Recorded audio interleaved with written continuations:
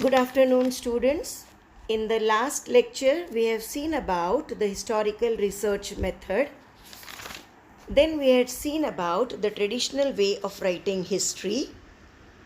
The teacher have explained you about the four major characteristics of modern historiography.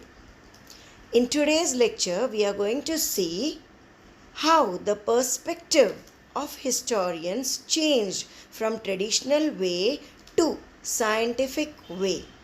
So that is what we are going to see in today's lecture. Development of scientific perspective in Europe and historiography. Perspective means the way you look at the things. In simple words, देखने का नजरिया or otherwise बघण्याचा दृष्टिकोन. So the things are very clear now. So initially the historians used to look at history from religious point of view, from divine point of view, and they had a traditional way of writing history. Now there came a change in looking at history, and that change was using scientific methods. Let us read out the paragraph and then let us go for the explanation. Till the 18th century CE, Common Era, Europe had achieved a remarkable progress in the fields of philosophy and science. Scholars by then had come to believe in the possibility of studying the social and historical truths by applying scientific methods. Now the philosophical discussions focused more and more on the objectivity in history and historiography. Prior to the 18th century, all European universities were interested only in the philosophical discourses revolving around divine phenomena. However, gradually this scenario began to change.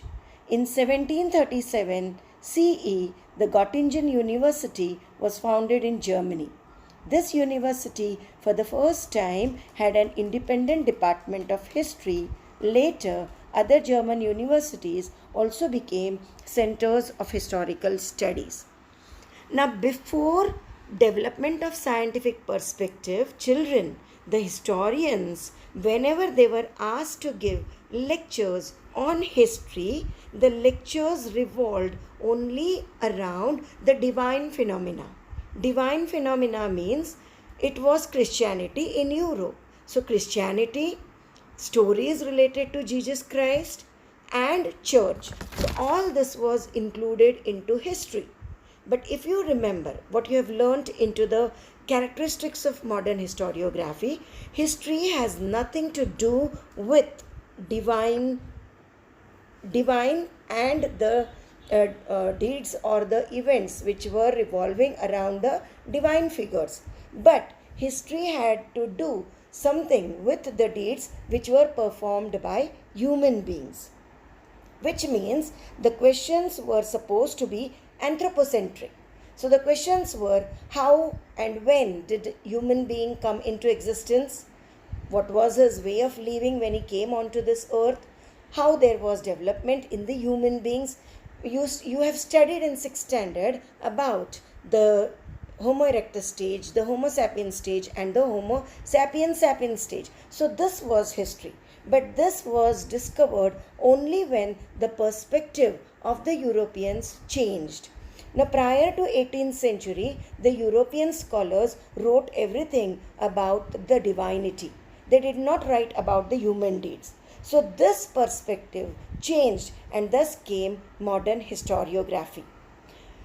For this, a university was established in Germany, and that university was Göttingen University. It was established in 1737. Historians started applying scientific procedure for coming to the conclusions related to the life of human beings in the past. The history also became objective. Objective means impartial. So there was no partiality. Whatever happened in the past had to be written down by the historians. They could not be partial to any one king and impartial to another king. So impartiality was the thing which was written in history. they started focusing on scientific method for writing history.